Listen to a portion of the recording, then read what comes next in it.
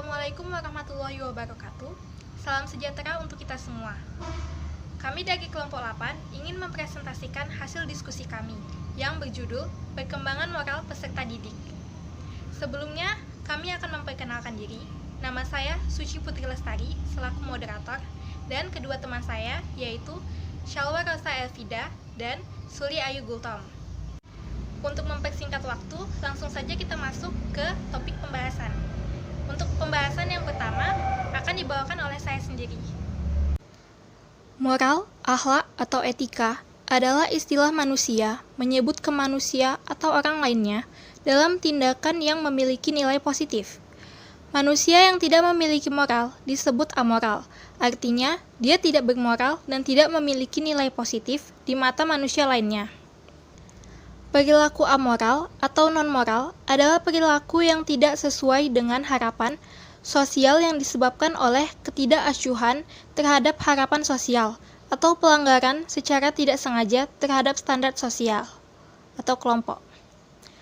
Perilaku tak bermoral yaitu perilaku yang tidak sesuai dengan harapan sosial karena tidak setuju dengan standar sosial atau kurang memiliki rasa wajib menyesuaikan diri dengan harapan sosial. Baik, akan saya lanjutkan. Menurut para ahli yaitu Russell Swanbrook. Menurut Russell Swanbrook adalah moral bermakna sebagai suatu pernyataan dari ide, gagasan, maupun pemikiran yang berhubungan dengan dorongan yang menggelagak daripada diri seseorang dalam bekerja dan berfungsi sebagai aspek yang membangkitkan perilaku seseorang.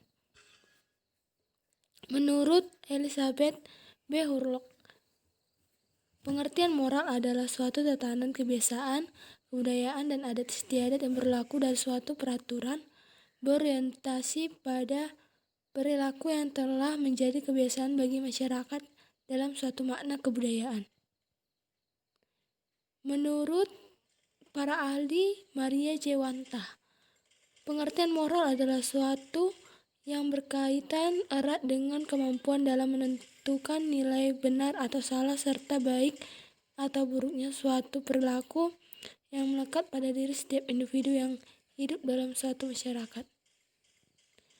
Menurut Imam Sukardi, pengertian moral adalah karakteristik yang melekat sebagai sesuatu yang mengandung nilai-nilai kebaikan yang dijunjung tinggi dalam masyarakat berdasarkan suatu sistem nilai yang diterapkan bersama. Konsep-konsep moral, peraturan perilaku yang telah menjadi kebiasaan anggota kelompok atau anggota suatu budaya. Peraturan perilaku yang menentukan pola perilaku yang diharapkan dari seluruh anggota kelompok. Macam-macam moral. 1. Moral ketuhanan. Moral ketuhanan dimaknai sebagai semua hal yang berkaitan dengan keagamaan atau kepercayaan. Sebagai macam moral yang bersifat religius, bersumberkan dari ajaran agama tertentu, dan memiliki pengaruh yang relatif terhadap diri seseorang. 2. Moral ideologi dan filsafat. Moral ideologi dan filsafat merupakan moral yang berhubungan dengan semangat kebangsaan, kepatuhan, serta kesetiaan kepada bangsa dan negara, dengan mencapai tujuan yang hendak dicapai secara bersamaan. 3. Moral etika dan kesusilaan.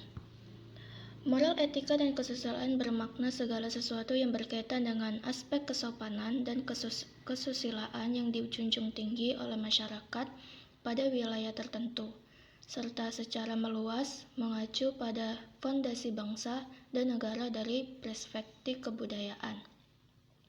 4. Moral disiplin dan hukum. Moral disiplin dan hukum bermakna segala sesuatu yang berkaitan dengan ketentuan pada tata aturan secara profesional dan hukum yang berlaku di masyarakat dan juga secara meluas mencakup negaranya. Moral 1.